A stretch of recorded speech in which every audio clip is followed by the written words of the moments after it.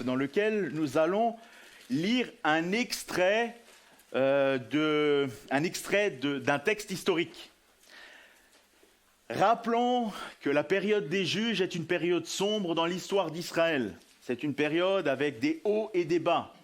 C'est une période où le peuple d'Israël adore Dieu, ensuite se détourne de Dieu. Quand il se détourne de Dieu, Dieu les punit d'une manière ou d'une autre, avec des peuples qui les attaquent. Ensuite, ce peuple qui est attaqué crie à l'Éternel. L'Éternel envoie quelqu'un pour les sauver. Ensuite, ils adorent de nouveau Dieu et on recommence le cycle. Et comme ça, c'est pendant toute l'histoire des juges. Des hauts et des bas, des hauts et des bas. Au chapitre 7, premier verset, on lit « Jérubal qui est Gédéon ». Donc c'est juste pour vous situer ce Gédéon, c'est un des juges qui a été appelé de la part de l'Éternel pour délivrer le peuple. Il délivre le peuple et après cette libération, il y a une histoire sordide dans sa famille qui se passe. Un de ses fils fait tuer tous ses frères et veut régner sur toute la ville dans laquelle ils habitaient et toute la contrée, c'est Sichem. Là, on est au chapitre 9. Et notre frère m'a demandé de lire les versets 42 à 45 pour souligner une information historique. Et donc on est en plein dans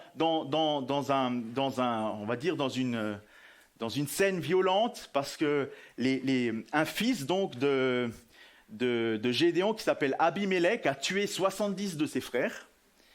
Et ce Abimélec règne sur la ville, sur la région. Et maintenant, cette région se rebelle contre lui et Abimélec, bien entendu, se laisse pas faire et il va les attaquer. Et on est au verset 42. Le lendemain, le peuple sortit dans la campagne, donc le peuple de Sichem, juste que vous sachiez, le peuple de la ville de Sichem sortit dans la campagne. Abimélec en fut informé, prit sa troupe, la partagera en 3 corps et se mit en embuscade dans la campagne. Ayant vu que le peuple sortait de la ville, il se leva contre eux et les battit. Abimélec et les corps qui étaient avec lui se portèrent en avant et se placèrent à l'entrée de la porte de la ville. 2 de ces corps se jetèrent sur tous ceux qui étaient dans la campagne et les battirent. Abimélec attaqua la ville pendant toute la journée. Il s'en empara et tua le peuple qui s'y trouvait. Puis il rasa la ville et il sema du sel. Jusqu'ici donc cet extrait de l'histoire. Ensuite, deuxième passage dans le Nouveau Testament, c'est 2 versets dans l'épître de Paul aux Philippiens chapitre 2. Donc c'est l'épître de Paul, une lettre de Paul qu'il a envoyée à l'église de Philippe et dont nous bénéficions encore aujourd'hui, inspirée par le Seigneur, qui parle donc à l'église. Philippiens 2, les versets 14 et 15. Paul écrit « Faites toutes choses sans murmure ni hésitation, afin que vous soyez irréprochables et purs, des enfants de Dieu irréprochables, au milieu d'une génération perverse et corrompue, parmi laquelle vous brillez comme des flambeaux dans le monde. » Jusqu'ici, ces 2 versets. Et puis maintenant, le texte principal se trouve dans l'Évangile selon Matthieu, chapitre 5. Nous savons que le chapitre 5 et suivant, c'est le sermon sur la montagne. Et notre frère avait déjà prêché une partie du texte. Et ce matin, nous continuons donc dans Matthieu 5, les versets 11 à 16. Les versets 11 à 16. C'est le Seigneur Jésus qui parle, qui prêche devant une grande foule. Lisons. « Heureux serez-vous lorsqu'on vous outragera, qu'on vous persécutera et qu'on dira faussement de vous toutes sortes de mal à cause de moi. Réjouissez-vous et soyez dans l'allégresse, parce que votre récompense sera grande dans les cieux, car c'est ainsi qu'on a persécuté les prophètes qui ont été avant vous. Vous êtes le sel de la terre. Mais si le sel perd sa saveur, avec quoi la lui rendra-t-on? Il ne sert plus qu'à être jeté dehors et foulé aux pieds par les hommes. Vous êtes la lumière du monde. Une ville située sur une montagne ne peut pas être cachée. Et on n'allume pas une lampe pour la mettre sous le boisseau, mais on la met sur le chandelier et elle éclaire tous ceux qui sont dans la maison. Que votre lumière luise ainsi devant les hommes, afin qu'ils voient vos bonnes œuvres et qu'ils glorifient votre Père qui est dans les cieux. Jusqu'ici, la lecture de la parole de Dieu, et nous laissons toute la place à notre frère Valentin pour la prédication.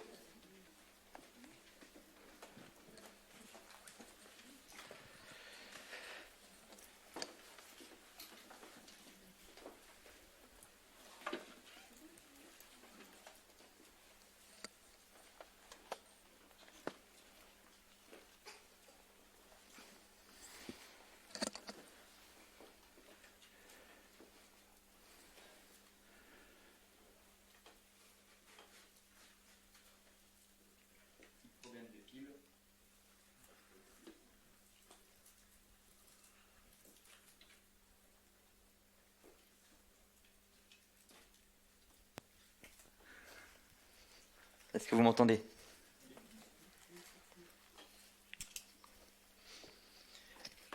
Donc je vous invite à garder votre Bible ouverte dans ce fameux passage de Matthieu 5, un passage très connu, un des passages les plus connus de la parole de Dieu qui parle du sel de la terre et de la lumière du monde.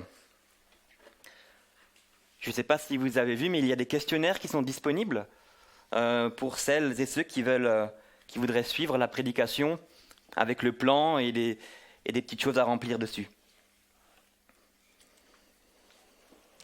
Dans 2 jours, le Paris Saint-Germain affronte Manchester City en demi-finale de la Ligue des Champions, la plus importante des compétitions européennes de football. Alors, essayons d'imaginer un supporter du Paris Saint-Germain qui, par exemple, pour son travail, se retrouve à Manchester le jour du match.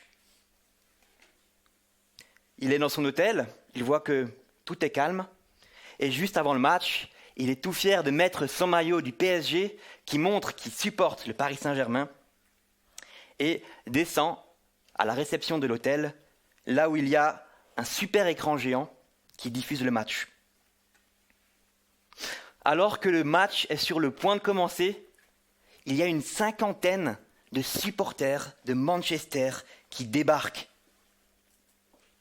Ils n'ont pas pu voir le match à cause de la crise, le stade il est fermé, donc ils savent que cet hôtel diffuse le match et ils s'y rendent. Ce groupe semble être un groupe de hooligans. Vous savez, ça se voit. Il s'en rend compte, ces supporters qui sont réputés pour leur violence, qui sont prêts même à se battre avec les supporters des équipes adverses. Alors du coup, notre petit Français supporter de Paris, il est plus très à l'aise.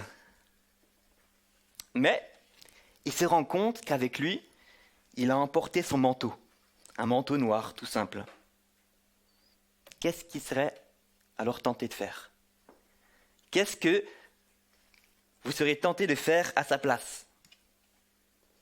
Il ne fait pas très froid, mais bon, pourquoi pas mettre une petite veste, non ?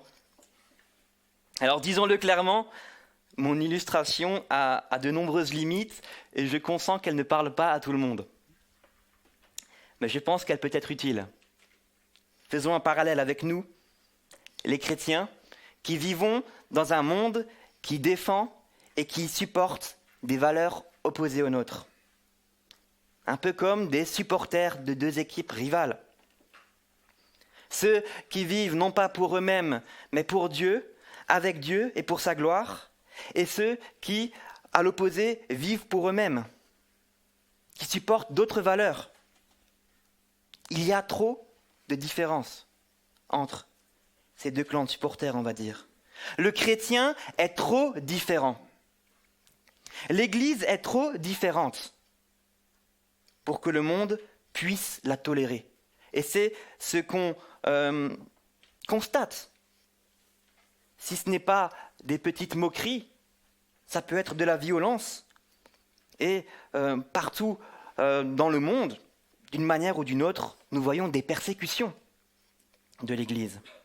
Alors, face à cette adversité, on serait peut-être tenté de mettre notre manteau, notre petite veste de non-chrétien, pour nous dissimuler.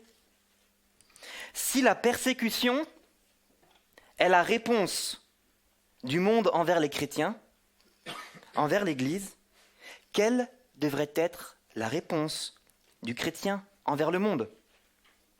Comment pouvons-nous vivre ici de telle sorte à avoir une influence pour la gloire de Dieu parmi les hommes, malgré le fait qu'ils nous persécutent ? C'est à ces questions que Jésus s'attaque désormais dans son sermon. Et au moment de prendre en main l'étude du texte, je vous propose de nous incliner encore une fois dans la prière. Seigneur, notre Dieu, nous nous en remettons à toi. Nous te demandons que tu puisses ouvrir les yeux de notre cœur, disposer notre intelligence à être à l'écoute de ta parole. Seigneur, que tu puisses affermir celles et ceux qui t'appartiennent par ce qui sera dit ce matin. Et dans ta grâce, Père, nous te demandons aussi que tu puisses ouvrir les yeux des cœurs, que tu puisses faire lumière et transformer les vies de ceux qui ne t'appartiennent pas encore pour ta gloire. Que ton Saint-Esprit, Seigneur, parle ce matin au travers de ce qui sera dit pour la gloire de ton nom, en Jésus-Christ. Amen. Donc nous continuons notre étude sur le sermon sur la montagne, 8 mois plus tard, donc je pense qu'un petit rappel ne sera pas trop. Un petit rappel pour celles et ceux qui n'ont pas pu être avec nous lors de la première étude, mais aussi un petit rappel pour rafraîchir ce qui a été dit. On a vu que dans les 12 premiers versets du chapitre 5, qui sont les 12 premiers versets du sermon de Jésus, il dresse un portrait. Jésus dresse le portrait du chrétien, le portrait du citoyen du royaume des cieux qui doit vivre dans un monde qui est opposé à Dieu. Et on a souligné quelque chose d'assez important, de très important même dans ce sermon. Si vous voulez le lire, vous pourrez le relire. À aucun moment, Jésus est en train de dire ce qu'on doit faire pour être chrétien. À aucun moment, Jésus est en train de dire ce qu'on doit être pour devenir chrétien. Jésus parle à ses disciples et il est simplement en train de décrire quelles sont les bénédictions et ici, quelle est l'influence de ceux qui lui appartiennent. Et vous avez certainement noté dans notre texte qu'il n'y a pas de l'impératif, mais que tout le texte est à l'indicatif.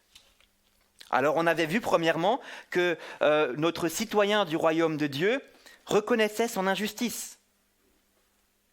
Il reconnaît son injustice devant Dieu, son incapacité à changer cela par ses propres forces, par lui-même. Nous avons vu qu'il a besoin d'une intervention divine dans sa vie pour qu'ensuite il puisse manifester la justice de Dieu. Il reconnaît son injustice, il manifeste la justice de Dieu, et enfin, le chrétien reconnaît qu'il manifeste la justice de Dieu, notamment par la persécution qu'il subit. C'est pourquoi nous avons lu les versets 11 et 12 en introduction. Et pour rappel, Jésus n'est pas en train de dire à ses disciples « Vous êtes chrétiens, alors éventuellement vous pourrez connaître la persécution ». Non, il leur dit que c'est une certitude. Si vous êtes citoyen du royaume des cieux, vous allez être persécutés. Et nous avons même vu que dans la parole de Dieu, être persécuté, subir la persécution, c'est une marque du citoyen du royaume de Dieu. C'est une marque de notre appartenance à Christ. Et c'est dans ce sens-là que nous avons pu affirmer que la persécution n'est pas la pire des choses qui puissent nous arriver. La pire des choses serait de ne pas être persécuté.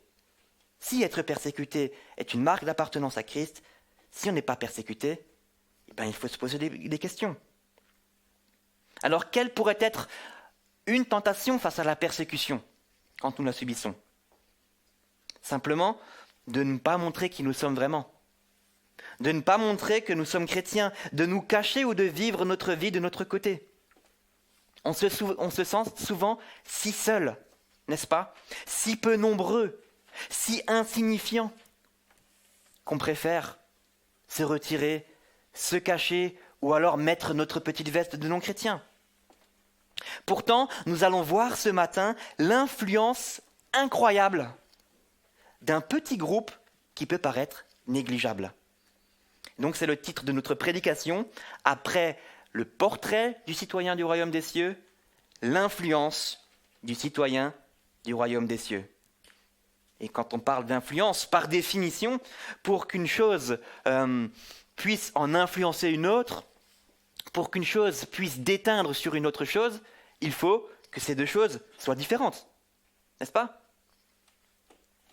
Le chrétien est donc appelé à être différent de ceux qu'il est appelé à influencer. Nous ne pouvons pas avoir une influence sur les autres si nous sommes pareils qu'eux. Comment un pull peut-il déteindre sur un t-shirt blanc si le pull est aussi blanc ? Il doit être d'une couleur différente. Le chrétien doit être différent et en même temps, le chrétien est appelé à être présent auprès de ceux qu'il est censé influencer. Comment notre pull différent, notre pull rouge, on va dire, peut-il déteindre sur le t-shirt blanc s'il n'est pas présent avec lui dans la machine à laver ? Alors comment affirmer notre différence tout en assurant notre présence ? C'est vers cette question que Jésus se tourne désormais en utilisant deux illustrations avec deux éléments très communs de la vie de tous les jours, le sel et la lumière. Les chrétiens sont comme le sel, les chrétiens sont comme la lumière. Et Sinclair Ferguson, dans son commentaire sur le passage, souligne que ce que le sel et la lumière étaient en Palestine au 1er siècle, les chrétiens le sont dans la société dans laquelle ils vivent. Pour dire autrement, il faut tenir compte de l'effet et de l'importance que le sel et la lumière avaient à l'époque de Jésus-Christ, et de cela nous allons essayer d'en tirer des applications pour notre vie aujourd'hui. Et c'est ce que nous allons faire en deux parties après cette longue introduction. Deux parties qui se dégagent assez naturellement du texte. Premièrement, être le sel de la terre ou être des retardateurs d'immoralité. Et la deuxième partie, être la lumière du monde ou être révélateur de vérité. Être le sel de la terre. Être retardateur d'immoralité. Vous êtes le sel de la terre. Notez que Jésus n'est pas en train de demander à ses disciples « Devenez le sel de la terre », mais il leur dit qu'ils sont le sel de la terre. Et dans la continuité des versets 11 et 12 que nous avons lus, comme nous l'avons déjà mentionné, Jésus, il est en train de parler à ses disciples ici dans un contexte de persécution, en ce qui concerne leur persécution. Des grains de sel, ça peut paraître insignifiant, n'est-ce pas ? Et pourtant, à environ 20 centimes le kilo au supermarché, des grains de sel, ça a un effet, un rapport effet-prix quasiment imbattable. Des chrétiens dans le monde, ça peut paraître insignifiant, n'est-ce pas ? Si peu nombreux, si faibles, surtout dans une société qui fonctionne au pouvoir. Et pourtant, nous verrons qu'ils sont d'une très grande utilité. L'Église, les chrétiens, nous avons un rapport quantité-influence exceptionnel. Et Jésus, quand il utilise cette illustration, il est en train de nous dire que c'est un mensonge de l'ennemi. qui veut nous faire croire qu'on peut avoir de l'efficacité et de l'influence sur les autres si et seulement si nous sommes un très grand nombre, si et seulement si nous donnons une impression de force et de puissance. Non. L'illustration que Jésus nous donne ici est un encouragement puissant qui nous rappelle que ce qui peut paraître insignifiant et dispersé comme être chrétien peut influencer notre environnement, notre société, d'une manière qui dépasse nos attentes. Alors, voyons dans un premier temps quelles sont les utilisations du sel. Quand vous pensez au sel dans votre tête, je pense que tout le monde aujourd'hui pense au sel qui donne du goût.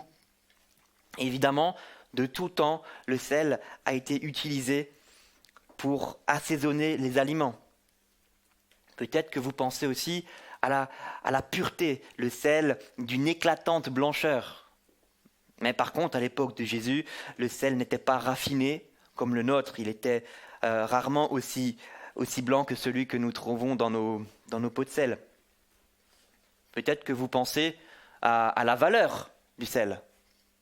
Dans certaines cultures, à certaines époques de l'histoire, le sel était tellement précieux qu'il était utilisé comme salaire. Mais ce n'était pas non plus le cas à l'époque de Jésus-Christ. On peut penser à des analogies intéressantes, comme le sel quand on en mange de trop qui donne soif, ou le sel quand on le met sur une blessure qui nous pique et qui nous démange.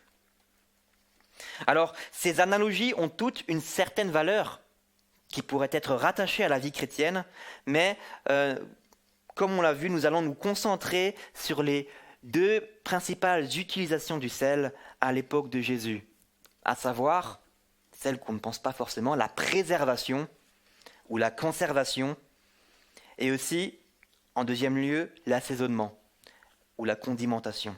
Alors commençons par la préservation. C'est le point B.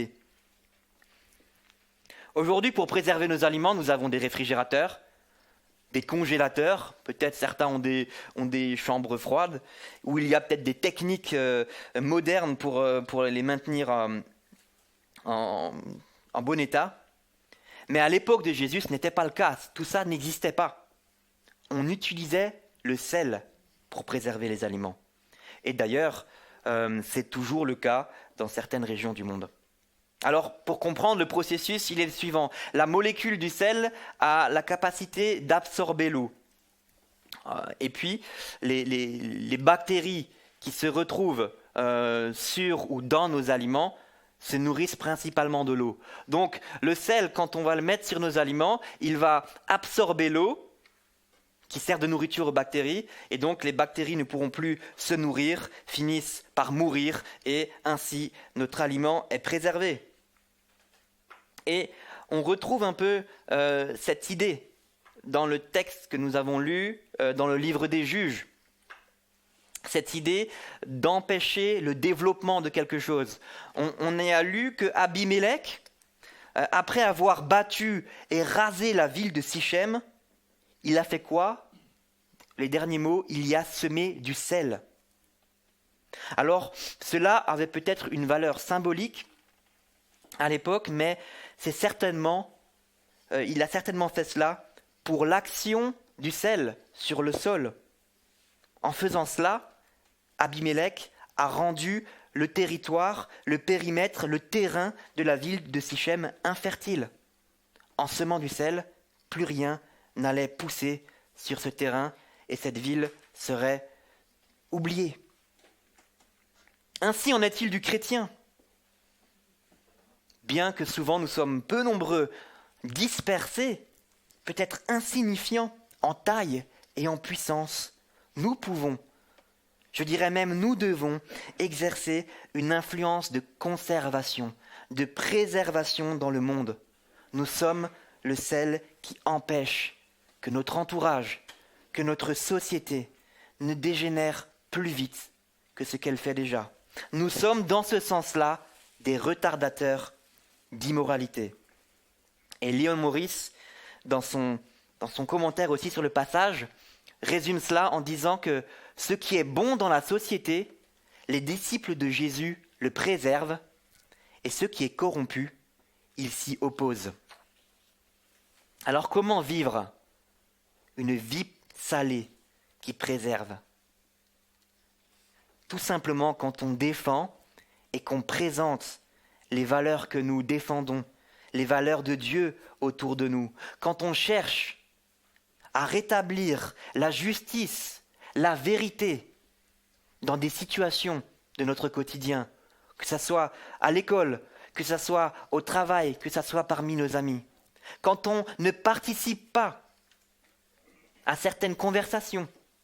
Vous savez, aujourd'hui, c'est tellement commun les conversations où on se plaît à critiquer les autres, où on se plaît à parler avec légèreté de sujets qui n'ont pas lieu d'être traités de la sorte, comme la sexualité, par exemple. Quand on se plaît à parler avec fierté de certains comportements de débauche, souvent liés à l'alcool ou à la drogue, etc. Quand on ne participe pas à ce genre de conversation, voire même quand on ose demander à notre entourage qu'elle s'arrête quand nous sommes présents. Ou encore quand on encourage le partage, quand on encourage l'entraide et qu'on condamne les comportements égoïstes autour de nous. Et ça se voit.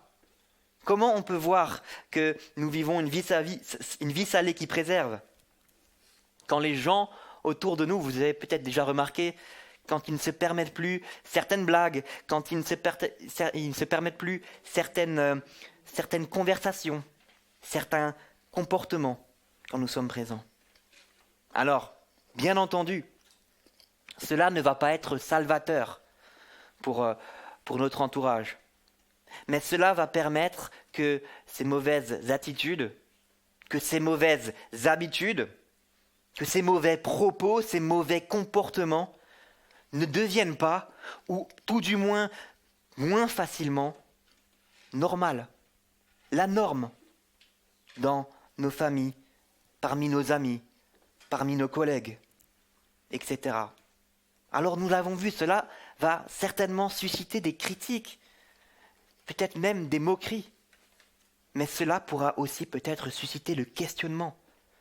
Cela pourra peut-être aussi donner des opportunités pour qu'on puisse partager l'évangile, pour qu'on puisse partager, expliquer pourquoi est-ce qu'on agit de telle ou telle manière dans telle ou telle situation. Pourquoi est-ce qu'on agit différemment que les autres? La deuxième utilisation du sel, c'est l'assaisonnement. C'est le point C que j'appelais contamination. Depuis bien longtemps, on a dit le sel, il est utilisé pour assaisonner, pour rehausser les plats. Et Job déjà nous donnait des conseils culinaires. Job 6, verset 6, « Peut-on manger ce qui est fade et sans sel ?» C'est bien des siècles avant Jésus-Christ qu'il dit ça. Vous êtes le sel de la terre. Si la terre a besoin de sel pour être assaisonnée, c'est que la vie vécue sur terre et sans Dieu est fade. Et c'est à ceux qui vivent avec et pour Dieu de lui redonner du goût. Vanité des vanités, tout est vanité. Vous connaissez cet adage de l'Ecclésiaste. L'Ecclésiaste a un constat simple. Il dit que la vie vécue ici-bas, sans espérance en Dieu, sans Dieu, elle est dénuée de sens. Elle n'a pas de goût. Elle est insipide. Il peut avoir toutes les richesses qu'il veut. Il n'y a pas de goût. Alors, pour essayer d'oublier cela, chaque société, dans tous les temps, a sa propre manière d'essayer de redonner du goût à la vie. Chaque société a, entre guillemets, ses arômes artificiels. Et nous vivons dans ce qu'on appelle une société de consommation. Dans notre société, c'est en consommant qu'on essaye d'échapper au vide, d'échapper à ce non-goût, d'essayer de donner un petit goût à notre vie qui est pourtant si éphémère et qui passe. Est-ce que nous ne le voyons pas tout particulièrement dans le contexte de la crise actuellement ? Avec ces confinements, ces couvre-feux, ces endroits où nous pouvions avoir diverses activités qui sont fermées. Notre liberté de consommation aujourd'hui, elle est mise à mal. Alors on consomme différemment. Plus de réseaux sociaux. On consomme sur les sites de commerce en ligne où on peut commander une chose un jour et le recevoir le lendemain. Les plateformes de jeux vidéo marchent comme elles n'ont jamais marché. Les plateformes de séries à la demande marchent comme elles n'ont jamais marché. Les sites de jeux et de paris sportifs ont enregistré des résultats records. On fait ce qu'on peut. On s'adapte, on essaie de consommer différemment pour donner un petit peu de goût. Pour essayer de donner un petit peu de goût à la vie. Et dans ce contexte de non-goût, le texte nous dit que nous, chrétiens, nous sommes appelés à amener une saveur. Toutefois, honnêtement, n'a-t-on pas tendance à associer les chrétiens généralement à des personnes froides, formelles, sans vie ? Ces personnes, vous savez, quand elles arrivent, elles marquent la fin de la joie. Alors que ça ne devrait pas être le cas. Au contraire, le Seigneur nous dit ici que notre présence devrait augmenter le goût de vie, la saveur de vie autour de nous. Après tout, si nous réfléchissons, que ça soit dans nos familles, parmi nos collègues, parmi nos amis, parmi nos voisins, la parole nous dit que nous sommes ceux qui vivons dans la présence du Christ, qui nous a donné la vie en abondance. Jean 10, verset 10. Alors notre vie, est-ce qu'elle affirme que la vraie saveur, que le vrai goût ne se trouve qu'en Jésus-Christ et qu'elle ne se trouve pas dans ce que nous consommons?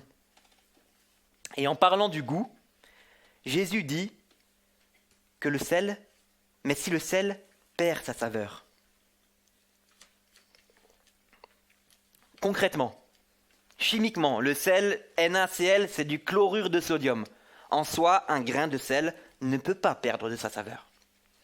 Mais le mot grec qui a été traduit, du moins dans ma version, par perdre saveur, plus littéralement, il voudrait plutôt dire perdre son authenticité par le mélange, ou rendre insipide, c'est le mot grec moraino. Alors, c'est peut-être difficile pour nous de comprendre cela, parce que nous, notre sel, quand on en met, il est blanc, il n'y a que du sel. Mais sachez que notre sel n'a rien à voir avec le sel à l'époque de Jésus. Aujourd'hui, comme dit, le sel est d'une éclatante blancheur, alors qu'au 1er siècle, le sel, quand il était récolté ou ramassé, il était souvent mélangé à des impuretés. Quand il était conservé, souvent il y avait des miettes, des poussières, des grains de sable, etc. Et quand il devenait mélangé à trop d'impuretés, à un moment donné, le sel n'avait plus son efficacité. Non seulement il ne conservait plus, mais aussi il n'assaisonnait plus. Et qu'est-ce que nous dit le texte ? Qu'un tel sel mérite simplement d'être jeté par la fenêtre et être piétiné. Perdre son authenticité par le mélange. Quand nous sommes tellement mélangés qu'on devient semblable aux autres. Ça me rappelle un peu, j'ai envie de dire, ces témoignages à la mode. Vous savez, cette nouvelle manière de vivre, de manière branchée la vie chrétienne. Tu sais, être chrétien, ce n'est pas une série de lois à respecter. Tu sais, c'est pas une série de choses à faire. Moi, je peux faire les mêmes choses que toi. Et en fait, moi, je vis ma vie comme toi et je m'amuse comme toi. On n'est pas si différents que ça. Alors, tout n'est pas faux là-dedans. Tout n'est pas juste non plus. Mais chercher à vouloir être pareil que le monde, c'est perdre notre caractère distinct. C'est ne plus être différent. Et ne plus être différent, c'est perdre notre efficacité en tant que conservateur, en tant qu'assaisonnement. rajouter une cuillère de purée fade dans votre assiette de purée fade, ça ne change rien du tout. Cessez d'être différent. Devenez comme tout le monde. Et vous cesserez d'influencer le monde à la gloire de Dieu. Passons désormais à notre deuxième grand point. La lumière du monde. Le chrétien, le citoyen du royaume des cieux, en tant que révélateur de vérité. Et vous allez me dire, bon, l'importance et l'effet de la lumière, c'est plus simple à comprendre, non ? Eh bien, pas forcément. Ici, il y a toujours un lampadaire qui est allumé. Toujours une enseigne de magasin au loin qui veut se faire voir. Il y a toujours des phares de voitures, des écrans, et bien entendu, il y a toujours un interrupteur pas loin qui allume des lumières d'une manière elle pourrait briller de manière sans arrêt à l'infini. Mais rappelez-vous, comme on a vu au début, il faut qu'on tienne compte de l'importance de la lumière dans le contexte de Jésus. Et dans le contexte de Jésus, c'est bien différent que le nôtre. Pas de lampadaire LED, pas de phare xénon, pas de flash de téléphone pour pouvoir se guider la nuit. Jésus est en train de parler à un auditoire qui sait très bien ce que c'est que l'obscurité totale. Alors, pour nous, c'est bien plus difficile de comprendre cela. Essayons encore une fois de nous imaginer au milieu d'une forêt et qu'on doit en sortir. Mais nous sommes au milieu d'une forêt en pleine nuit, quand le ciel est couvert, qu'il n'y a ni lune ni étoile comme source de lumière et que nous n'avons rien comme source de lumière sur nous. Le noir complet. On n'arrive plus à distinguer les objets qui nous entourent. On n'a plus aucun repère. On n'arrive même plus à voir nos mains. J'ai jamais vécu ça, mais à ce qui paraît, quand on se trouve dans une obscurité totale, ça peut arriver qu'on ne voit plus nos mains. Et c'est ce que devaient connaître les auditeurs de Jésus. Des moments où il devenait compliqué de se déplacer, de distinguer ce qui nous entoure. Alors s'ils devaient aller d'un point A à un point B, il fallait qu'ils s'arrêtent et qu'ils attendent la lumière du jour pour pouvoir continuer sur le bon chemin. Vous êtes la lumière du monde, dit Jésus, qui, à un autre moment, va dire à ses disciples « Je suis la lumière du monde ». Jean 8, verset 12.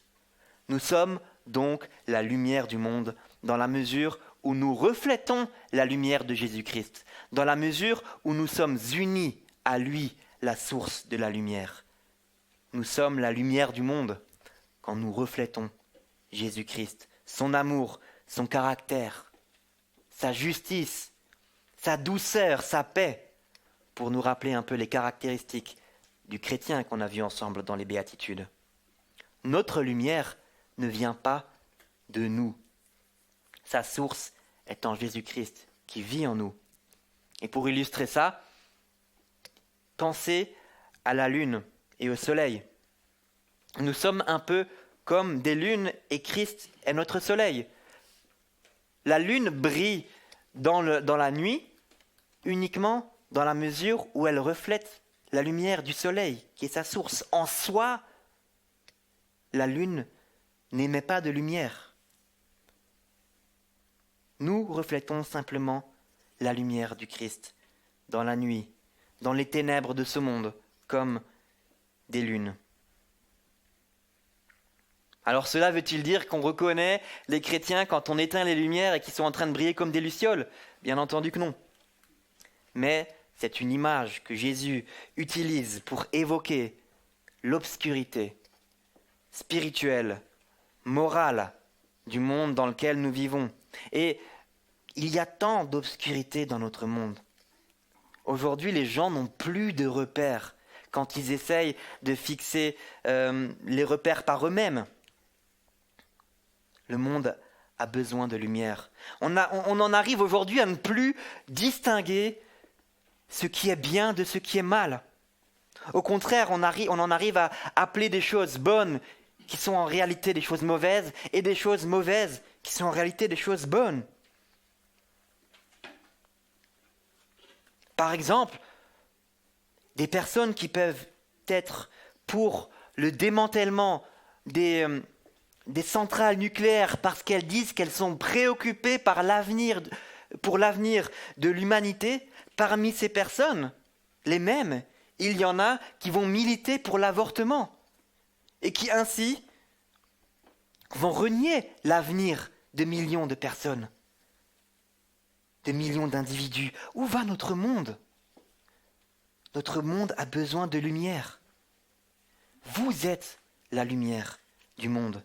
Et Jésus nous donne 2 illustrations, toutes simples aussi, pour nous montrer que nous ne pouvons pas ne pas briller dans le monde. La lumière d'une ville sur une montagne, la lumière d'une lampe dans une maison. Alors commençons par la ville sur la montagne. Et ce qui est intéressant, c'est qu'une ville sur une montagne, ce n'est pas simplement une maison qui brille, mais c'est un ensemble de maisons. C'est un ensemble de lumière, c'est un corps de lumière. C'est comme si Jésus-Christ s'adresse ici à l'Église. Une ville située sur une montagne ne peut pas être cachée. Et comme Olivier l'a souligné, les auditeurs de Jésus pouvaient certainement aussi se rappeler de Jérusalem, cette ville qui brillait sur la montagne. Et cette ville ne peut pas être cachée. Le verbe retranscrit ici par caché vient de la racine grecque crypto, comme les messages cryptés. Vous savez, ces messages qui sont déformés afin que seulement certaines personnes puissent les lire ou puissent les décoder. Et ce que Jésus dit ici, c'est que ce n'est pas notre cas. L'Église n'est pas une lumière seulement pour elle-même. Nous, chrétiens, nous ne sommes pas des lampes seulement pour nos familles ou pour les chrétiens qui nous entourent. Non. Une ville sur une montagne est visible. Elle se démarque dans l'obscurité qui l'entoure. Oui, nous devons briller dans le monde, car ce monde a besoin de notre lumière. Alors, en ce sens-là, soyons attentifs. En Église, soyons tournés vers les autres, tournés vers le monde qui nous entoure et qui ne connaît pas Dieu. Et soyons attentifs à ne pas utiliser un vocabulaire qui fait qu'on est incompréhensible. Ne pas utiliser un message crypté. Sachons rendre compréhensible la raison de notre foi et de notre espérance. Une lampe dans la maison. On n'allume pas une lampe pour la mettre sous le boisseau, mais on la met sur le chandelier et elle éclaire tous ceux qui sont dans la maison. Alors pour bien comprendre, sachez qu'un boisseau, c'est un seau. C'est un seau d'un certain volume qui était utilisé à l'époque de Jésus, et un volume assez conséquent pour qu'on puisse y mettre en dessous la lampe de la maison. Jésus semble ici nous mettre en garde sur la tentation de vivre notre vie chrétienne repliée sur nous-mêmes.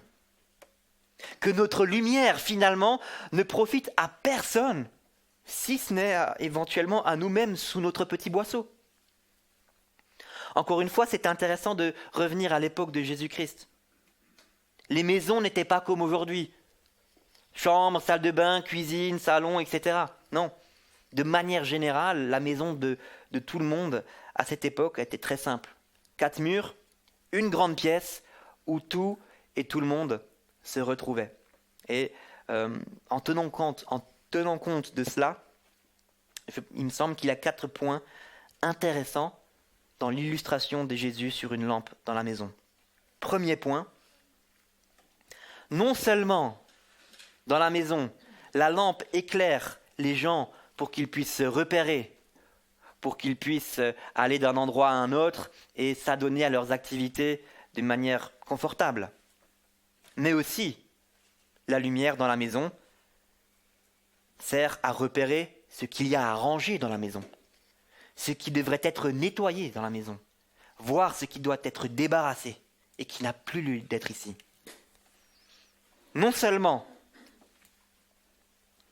nous avons à préserver, comme on l'a vu, ce qui honore le Seigneur dans la société, dans notre entourage, pour que les gens puissent vivre leur vie d'une manière ordonnée, Mais aussi, nous avons à nous opposer à ce qui est corrompu.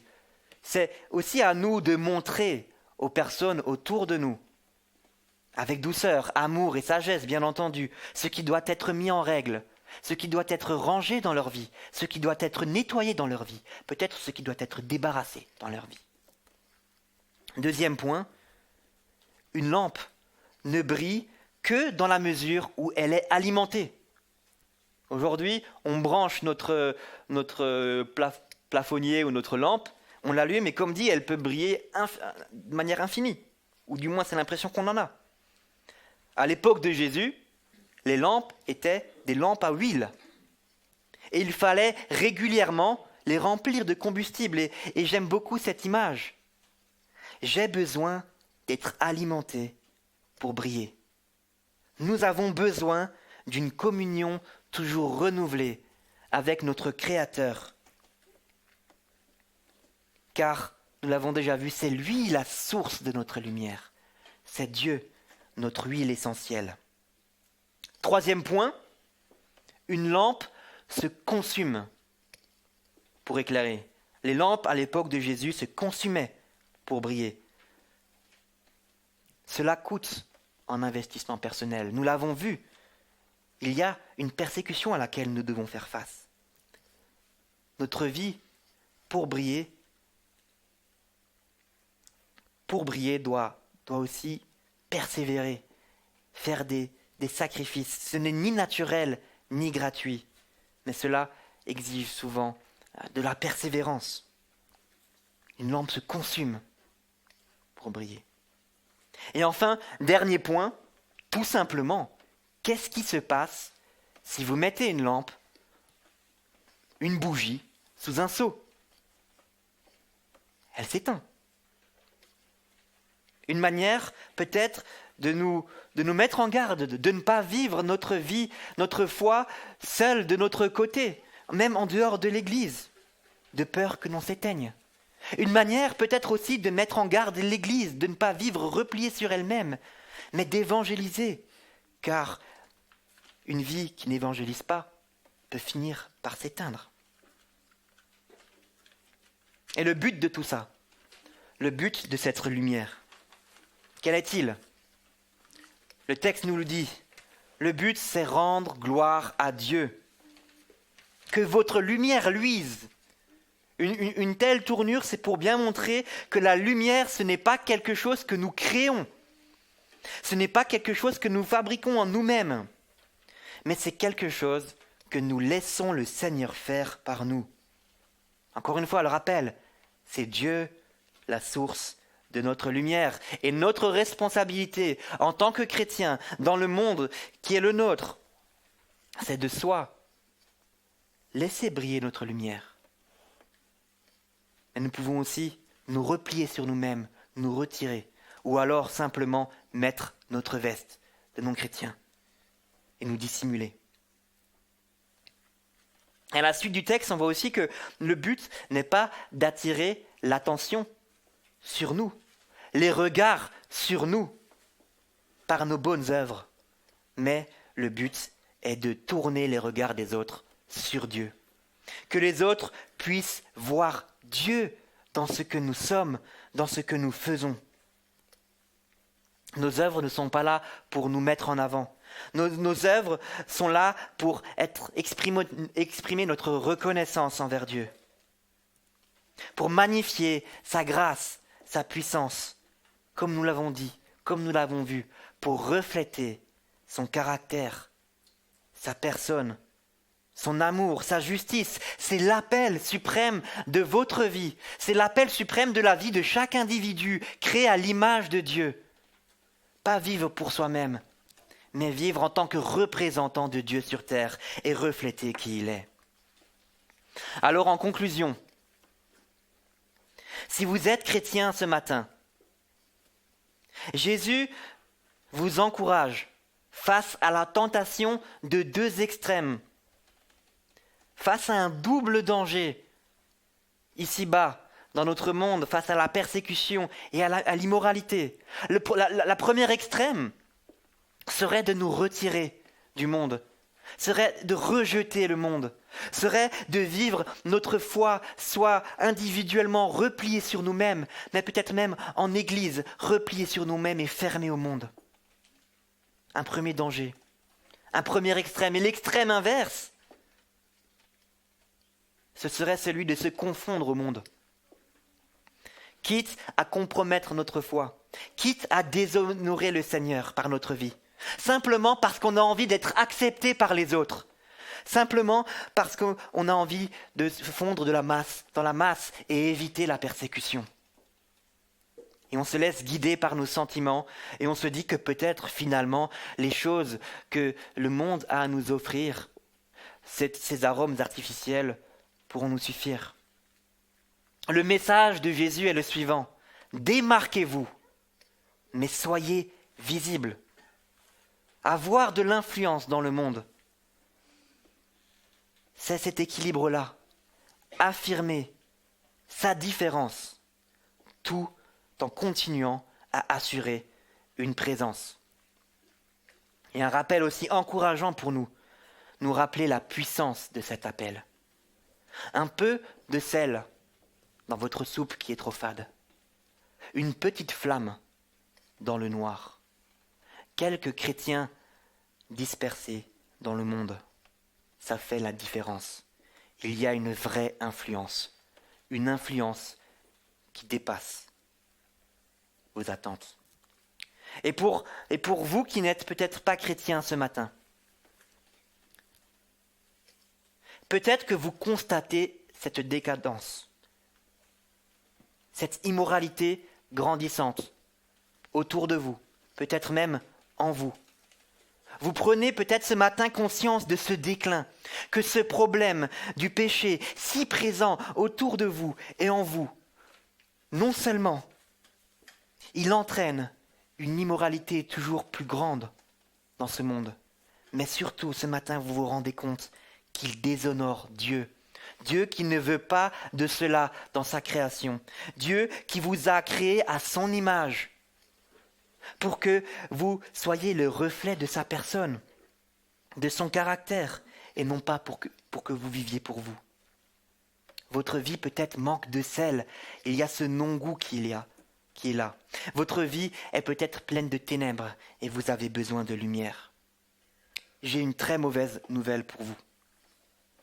Vous ne trouverez pas la solution à ce problème, ni en ce moment sur BFM TV, ni dans vos achats sur les sites en ligne, ni par vos propres forces, ni par un vaccin, ni par la réouverture des restaurants et des bars qui vont vous permettre de revivre une vie pleine de liberté. Mais j'ai aussi une très bonne nouvelle pour vous. C'est que la source de la lumière, c'est que le sel par excellence qui préserve notre monde du chaos dans sa bonté et dans sa patience, celui qui donne la vie en abondance, notre Seigneur Jésus-Christ, a réglé ce problème par sa vie parfaite, par sa mort et sa résurrection. Alors ce matin, je vous encourage à venir à lui. Demandez-lui qu'il vienne ouvrir les yeux de votre cœur, qu'il vienne faire de la lumière dans vos ténèbres, qu'il vienne vous donner ce goût de vie, afin que cette vérité que l'apôtre Paul rappelle aux chrétiens de Colosse puisse être la vôtre. Dieu nous a délivrés de la puissance des ténèbres et nous a transportés dans le royaume de son Fils bien-aimé. Amen.